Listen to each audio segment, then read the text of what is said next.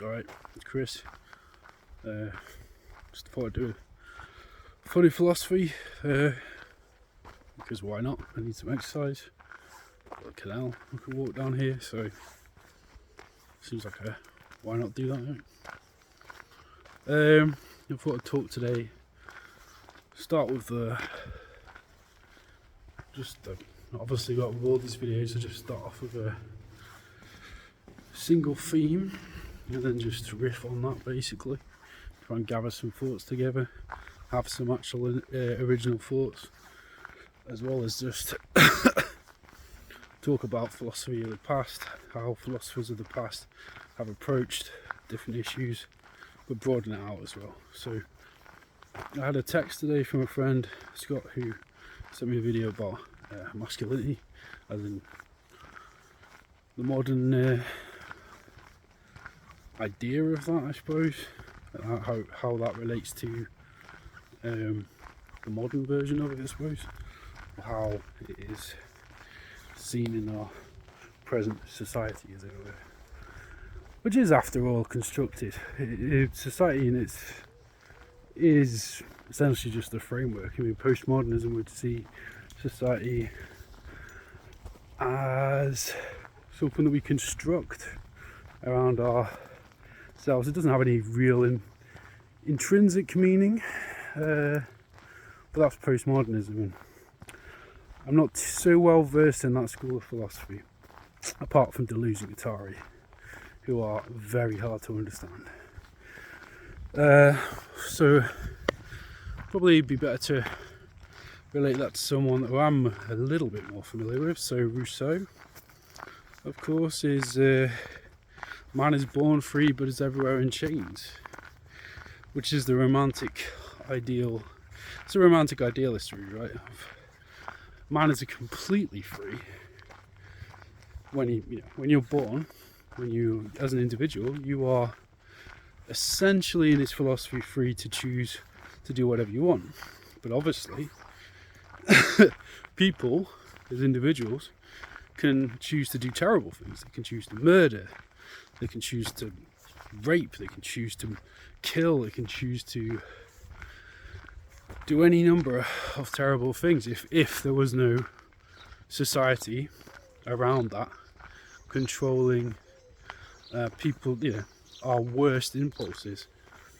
The Jungian view would be that these are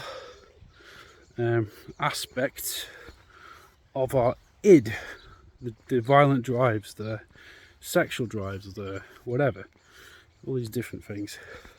Not really good stuff, You don't want to go around murdering and killing people. Now, everybody, of course, has violent drives. That is something that exists within human beings, unconscious or not. What really matters is what you do with that anger and aggression, right? Which comes from within yourself. Now, men obviously have a higher level of aggression. You need to check the statistics to understand that. Everybody, it's well documented. Men are primarily, they're overrepresented in murder and sexual violence. That's a fact. You don't have to check it, really.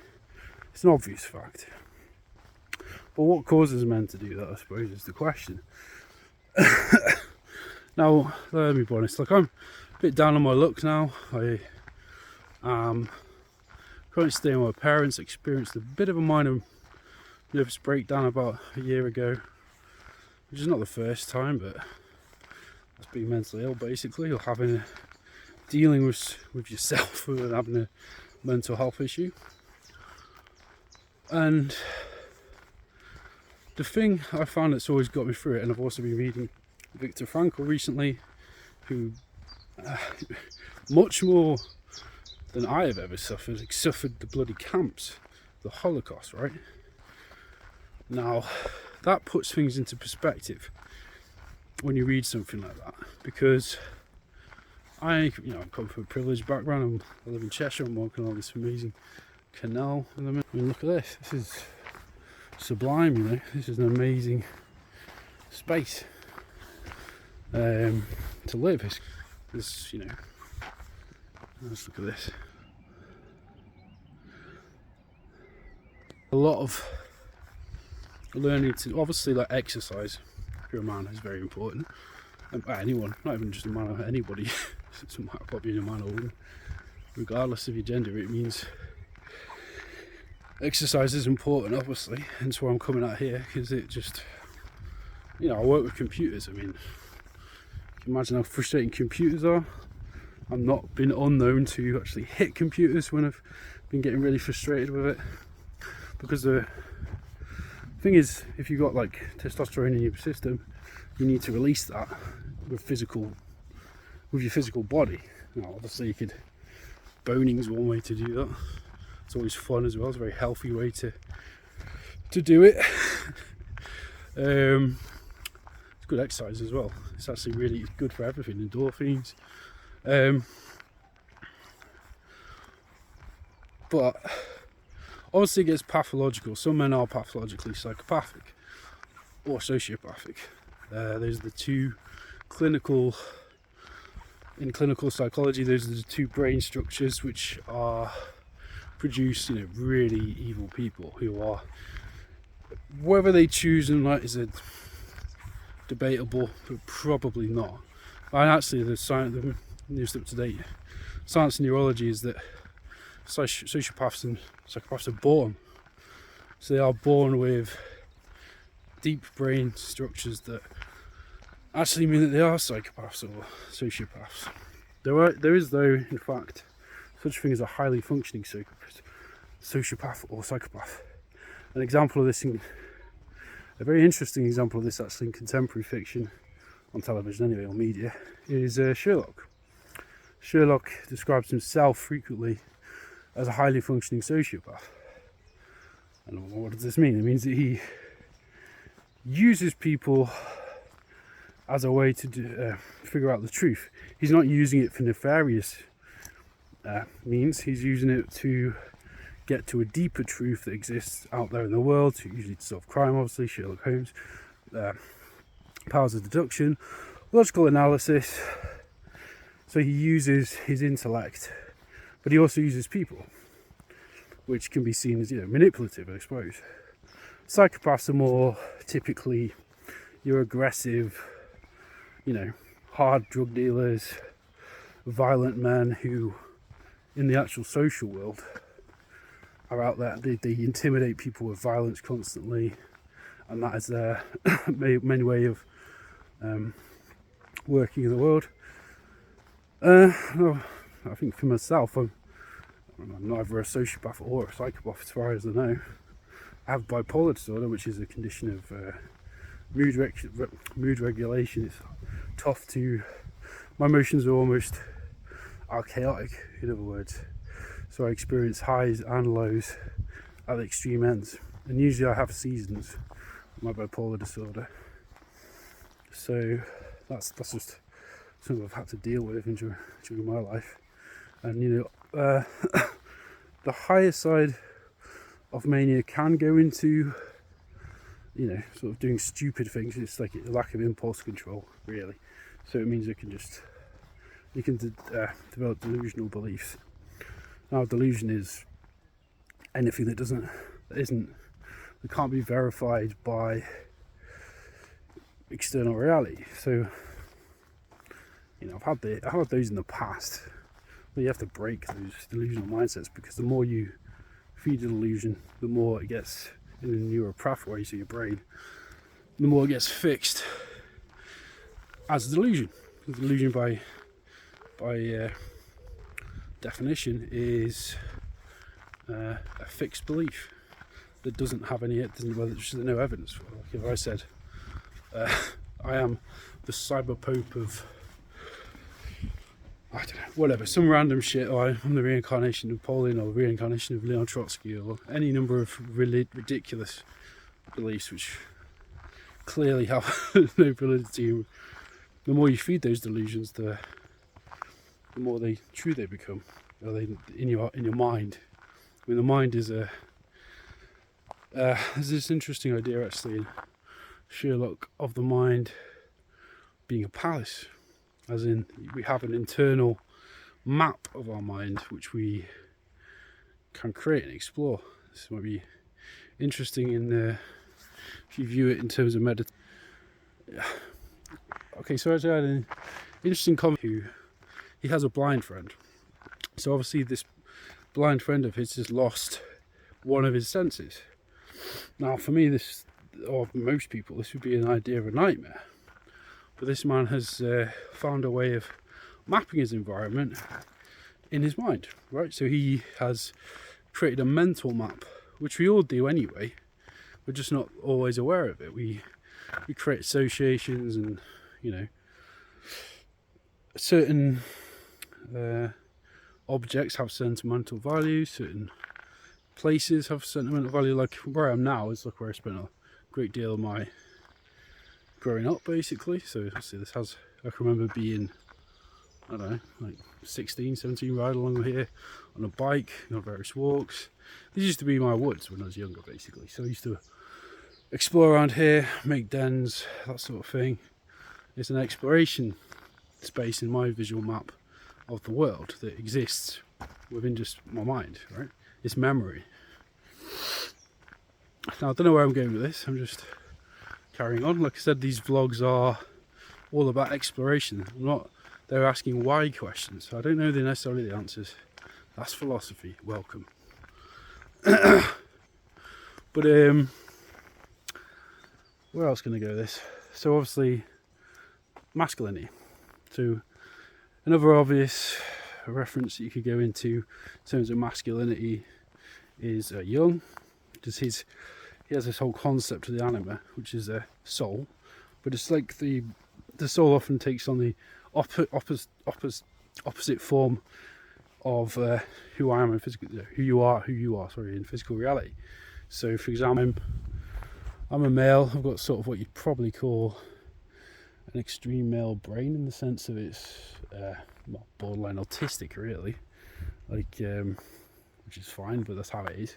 So I mostly do. My mind's like a pattern in a lot of ways. I don't know. I won't exactly say I've got a photographic memory, but I definitely, when I'm in the physical world, like now, I'm here, but I'm also not here. Does that make sense?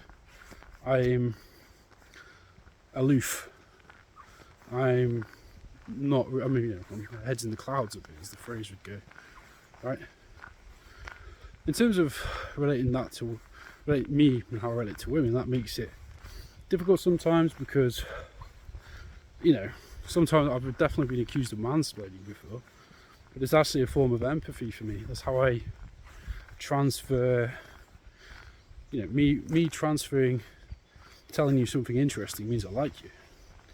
Now, if it's a woman, that can be taken as an offence at times, I guess. It's like, what, you think I don't already know that? But that could also be a sign of insecurity, because she doesn't know that. But not always. It depends on the woman. Obviously, everyone's an individual. Can definitely make navigating the world a bit more difficult sometimes. And I've had experience in the past in prior relationships where, I remember one ex used to say, like, you're like Socrates, she wasn't that serious a relationship, it was all, friend with benefits sort of thing. He was like, you're like Socrates, you're just constantly asking why about everything. And it's like, yeah, because that's how I process the world. It's not, why is that a bad thing? That's how knowledge progresses. That's how human beings progress in the world, is by asking why again and again. It's like a recursive function in the program, right? You ask why, and as to the, get back on track actually, we have all these archetypes in the media space, obviously alpha male, beta male, ellipson male, or sigma is a quite popular one, beta, all this shite, gamma, all of this.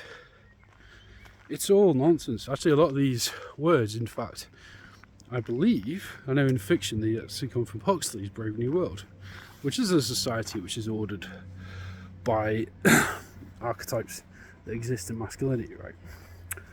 If I had to type myself in that way, not that I really take, I don't think there's much validity in these forms of categorisation, but anyway, if I was really going to type myself in that way, I think it'd be something like a sigma slash gamma, I think. These are just archetypes, I stress this. And obviously in Huxley's Brave New World, and increasingly in our world probably soon, we are categorized by how we use the internet. Big tech companies have terabytes of data on you as an individual, probably, like your patterns of behavior. You are a pattern in the modern world. You are a pattern. But what if you don't fit into any neat boxes? Then it gets annoying, right? It gets incredibly annoying to exist as an individual in a world where it keeps on trying to squeeze your individuality down to an easily digestible archetype, like I said. You're a gamma, or you're a beta, or you're an alpha, whatever. So obviously, like with alphas, which I'm definitely not. I haven't got the swaggering self-confidence of of an alpha archetype for sure. I'm very shy. I'm introverted. I'm a quiet bird. I mean, when it comes to people grow on me very slowly, and I think I grow on them very slowly. There's been I'm very much a person who binary categorizes people almost immediately, which can lead to much misunderstanding. So it leads to you becoming a lone wolf, like in some respects. In my case, as an individual, right? That's why I'm doing this. My brain is so busy. If I don't get this stuff out my head, it just masticates. You know, it just burns in my brain, and I have to get it out somehow. So this is a good way to do it, really. So quite an interesting, relevant T-shirt actually. Culture is not your friend. Terence McKenna. Very true. Terence McKenna was an ethnobotanist, psychedelic philosopher in many respects. He's not alive sadly anymore, rest in peace, but he was certainly an explorer of the mind, mythology, all that sort of thing. I've sort of definitely had my time with that. I'm done with it now, really. Like, I've done enough to have enough questions to ponder for a very long time, so I don't really bother with it, especially obviously with my bipolar condition. It can trigger stuff off if I'm not careful. Let's get this. So yeah, where am I going with this? So yeah, culture is not your friend. All this means is basically culture exists for its own purpose, right? Culture exists for the benefit of culture, as Terence McKenna would say. Culture exists to propagate itself. And that's one of the big problems of our world, is obviously that people try to define themselves or categorize themselves into a box. And you know, to be obvious here, put into a simply definable box. As if you are a person, it's quite nice, isn't it? Especially, and you don't fit into a nice little categorizable box, you are going to have trouble in this world, unfortunately. People are going to be more judgmental. People who would clearly judge me by my appearance at times. I have a beard. This is one such thing that I've come across at times, is that, you know, I used to always get grief sometimes, like, shave your beard, you have to do this to conform. This is just ridiculous, right? Rather an obvious example, so a bit of a stupid one, but it's like, if I was to wear this into some workplaces, I'd get a lot of crap for it. It's like, but why though? What effect does me wearing this t-shirt and having my appearance, which is my natural appearance that I like, how does that affect anything? It doesn't. It's completely irrelevant. But yeah, like I said, there's a social body, and there's you as an individual in that, having to operate within that social body. Now, I will have already lost a lot of the audience. They think, what's this guy talking about? I don't understand the words he's using. I don't understand the language he's using. I don't understand some of the verbs. I don't understand any of the nouns. I don't understand what's going on. This guy's talking at too high a conceptual level. And, you know, I'm not like big brain. I'm not like huge brain guy.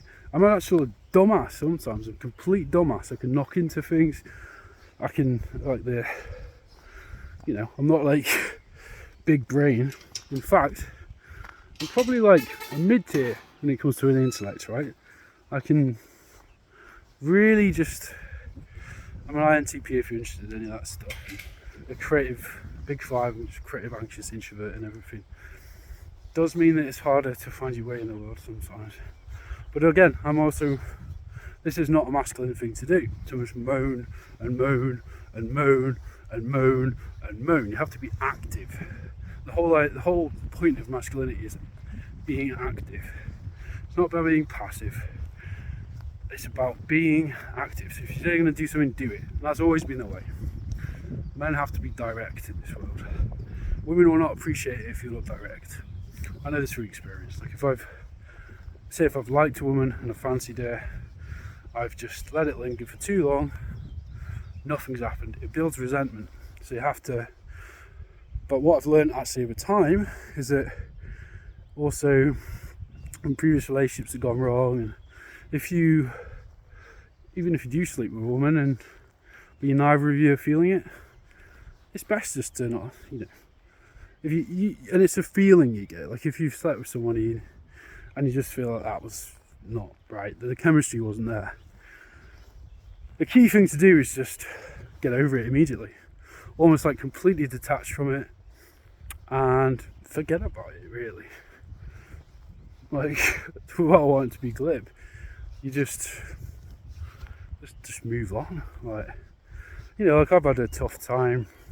My longest relationship ended at 4 years. Definitely had a hard time getting over that, especially because it involved, going to be a father and then it wasn't. That is that provokes a hard existential problem to deal with, because I was preparing myself for fatherhood, and then just by a twist of fate, that did not happen. So obviously that's going to be hard. It's going to be a difficult thing to work through. There's an actual part of me dying, really. But I'm still young. I'm 37. It's not like that's never going to happen now. But part of that, the thing you have to do as a man, is be sort of stoic and just say, go through the emotions. Obviously, that's a natural thing. Cry if you need to. Find a way to deal with it. But living in that pain doesn't get you anywhere. Like, it's pathetic if you're a guy and your ex and you're just mulling over your ex. Oh, what did I do wrong? What did I do wrong? It wasn't good enough. I tried to provide, nothing worked. I tried to be that provider. Nothing. Women can take advantage of it. They're like anyone else. Like, women can be as manipulative as men. But women generally do have more physical consequences from it. Obviously domestic abuse, murder, all the nice things that particularly violent men do, right? So don't bother. There's no point hating on them. Don't generalise about them too much.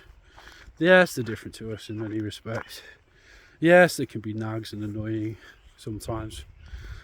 Usually, if my 37 years of experience is anything to go by, if a woman is not nagging necessarily, but they usually try and point you in a direction.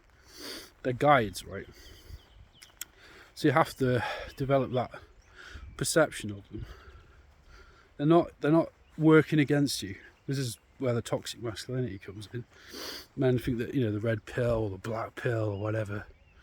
And I've consumed this content. Red pills was bollocks. Black pill I consumed for a while. But what's the point? Literally. Okay, yeah. You're not fucking Brad Pitt. And what?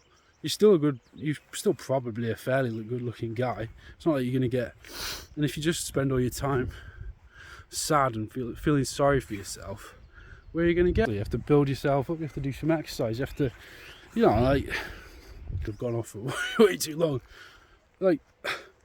So I have my weight thing a bit. That's not all my own fault. I've had to take medication but I'm also an endomorph. My body form is an endomorph, so it's just my natural form. Like I look, some men and women, it's not actually a sex or gendered thing. It is all about your natural body shape. and you have to, your body is important. Hence why I'm walking now. I mean, this is the second walk I've done today around here. I'm very lucky to have this big field here, right? We've got uphill, gone downhill, everything. There's the uphill bit coming now, which is not going to be fun. But you got to do it. I mean, I've always hated uphill walking, even when I was a child, and everything. Oh no, it's the uphill bit, so I'm going to struggle a bit more. Thing is, the more you do it, easier it becomes, to the point where you do it effortlessly, right? The more you repeat something, the easier it becomes. So if you're, I don't know, a teenage lad and you're shy about talking to women, like I was that for ages. Like I found them almost like, it wasn't like they were aliens, but I just couldn't talk to them because just really shy, introverted. I was a typical nerd who spent most of his adolescence on a computer making weird music. That's actually how I spent most of my adolescence: skateboarding, smoking weed, making weird electronic music which you can still find if you search hard enough. And you know, and what, like, I eventually met women, I eventually got more comfortable with them. I mean, without wanting to be glib, just talk to them. And you know, you don't have to like start taking steroids and become fucking Arnold Schwarzenegger. That's retarded. No, I don't mean that. I'm sorry, I shouldn't have said that. But it's like stupid. That's a stupid way to think of. Well, like, oh yeah, forget. I mean, like, yeah, working out is good and everything. Like, do some press ups, do exercise, get out there. Martial arts can be good. I've got fairly experience with sparring, and I've got experience with that. Also, like fighting drunk, obviously. But then who hasn't done that at some point or the other? Definitely spent a lot of my adolescence doing that play fighting, really, innit? It's not really proper fighting because there's no intention behind it if you're in a group of men. But it's a good release for aggression, anyway. But you obviously have to do it in a safe setting. But, I mean, I think a lot of women do understand that. Like, there are women who are fighters as well. There are women who are probably kick my ass too, definitely, for sure. And you see some of the athletic women who really, really build their muscles up. They can crush a man's fucking head, and probably his balls as well at some point. But anyway, I've covered a lot there. It's almost half an hour. A little bit of a channel update, just on, whatever I've been up to. Writing a lot. Just finished the novella Silent Engineer. You can find on my other channel, Alien Rabbit. Painting a hell of a lot. Doing a lot of painting, which has been really good for my mental health. Getting all sort of the stuff that can linger in my head out. It's not all tortured down. Doing also scenes around town, and I'm working from observation as well. Very important. Thinking a lot. Hence why I'm doing this. Just gets all that, like I said, metastasizing, lingering thoughts. Brain won't shut up. Shit out of your head, right? Because if you, it becomes neurosis. If you don't do something like what I'm doing now, exercise, get out there, get a bit of life. I've been going out a lot more as well, so it became a bit of a shut-in, to be honest, during post-lockdown. I had a weird experience because I was in Moscow for most of that time. Probably a better experience than most people in the UK, actually. Not because it was Russia, but just because I had a partner then, and I was just eating KFC and watching Netflix, really. Pretty privileged in that respect. Anyway, got this big ass hill to go up now, so I'll probably leave this mode. Peace and that. Just work on yourself if you feel terrible as a man. Obviously, I've gone into this vlog straight into the deep end of the worst aspects of masculinity. But obviously men aren't toxic by definition. That's stupid. It's just stating the obvious. It's just a series of behaviours that men can get into if they become particularly unhealthy and hyperfixate on this one aspect of masculinity, which is always having to prove yourself. Really, men have the stupid inbuilt desire to constantly prove themselves all the time, right? I'm no exception. I'm just the intellectual sort of version of that, but being aware of that is good, and it means that you can keep your arrogance in check, right? Now I have that, I have that intellectual arrogance at times. It can be a measuring stick to better yourself, but being the smartest kid in class isn't always the be all and end all at the end of the day. And it can end up with you being ostracised and you're that bullied nerd. And that can develop into resentment, which isn't good. So if you are a nerdy adolescent kid, I worked with a few in Moscow, to be honest. Don't let the bastards grind you down, as they say. Develop yourself. You know, get out there and, you know, football maybe not your thing, but get out there and do sports if you, whatever. Usually you'd probably be more individual sports, like for me it's skateboarding, and find, you know, build yourself up in that physical way doing that, but don't worry too much. I mean, all the guys who are like hyper violent or bullies or whatever, let me just spoil it, the ending for you. They end up doing shit jobs. They don't do anything with their lives usually. It's not all over. It's not all game over. So yeah, I'll leave it there.